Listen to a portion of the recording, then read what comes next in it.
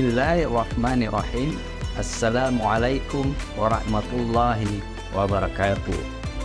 Alhamdulillah, sama-sama kita ucapkan rasa syukur kita hadirat Allah Subhanahu wa Ta'ala. Karena hanya Allah lah yang memberikan nikmat yang besar kepada kita sebagai hambanya. Pada kali ini saya coba untuk sama-sama kita bagaimana kita berprasangka yang baik kepada Allah Subhanahu wa Ta'ala. Dalam agama kita berprasangka ada dua. Ada berprasangka baik yang kita sebut husnuzon, dan ada yang berprasangka jelek yang kita sebut sufuzon.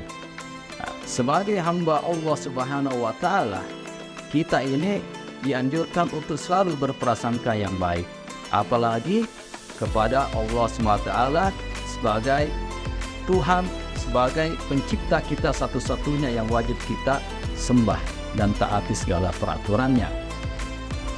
Dalam surat Az-Zariyat ayat 56 berbunyi, Bismillahirrahmanirrahim, wa ma khalaqtul jinna wal insa illa liya'budun. Dan artinya bahwa Allah tidak menciptakan jin dan manusia kecuali hanya untuk beribadah kepadanya. Jadi hakikat penciptaan jin dan manusia tidak lain adalah bagaimana menjadi hamba Allah Subhanahu wa Ta'ala yang taat, yang baik, yang hanya menyembah dan menghadap ridho hanya pada Allah Subhanahu wa Ta'ala, bukan pada makhluk yang lainnya.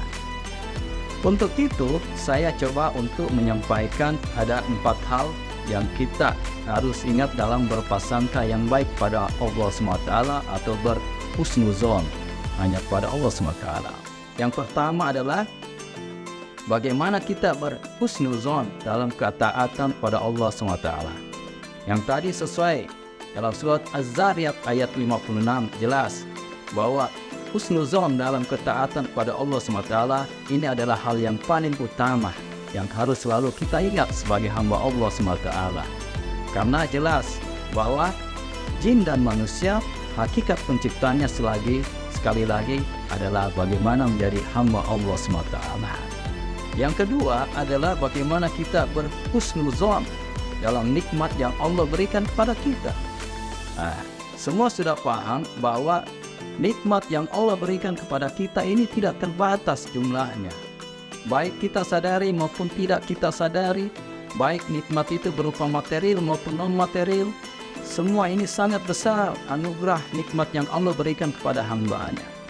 Dan kadang nikmat ini, kadang kita rasakan, jika kita dalam kondisi yang tidak menyenangkan. Contohnya kalau kita dalam keadaan sakit, baru kita merasakan betapa besar nikmat yang Allah berikan kepada kita. Dan yang ketiga, bagaimana kita berhusnuzon dalam menghadapi ujian dari Allah Subhanahu wa Ta'ala. Ini penting juga.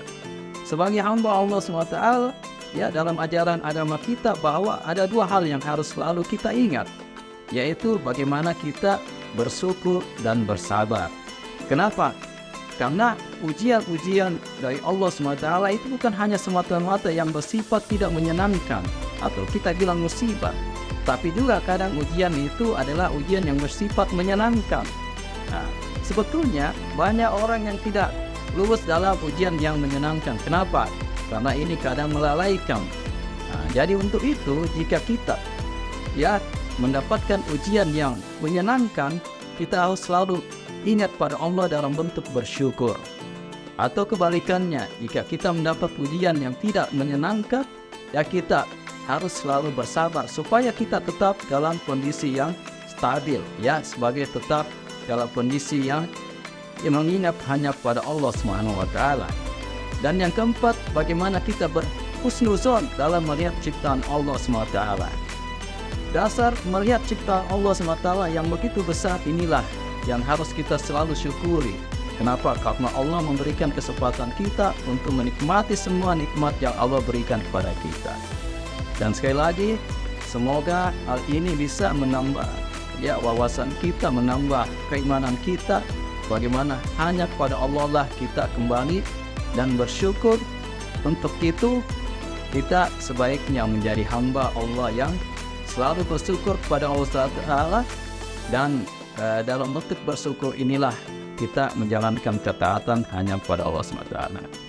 Demikian yang bisa kami sampaikan. Semoga ini menjadi hal yang memberikan manfaat baik pada pemirsa yang mendengarkan maupun pada pribadi diri saya sendiri. Kami mengucapkan selamat menantikan berbuka puasa. Assalamualaikum warahmatullahi wabarakatuh.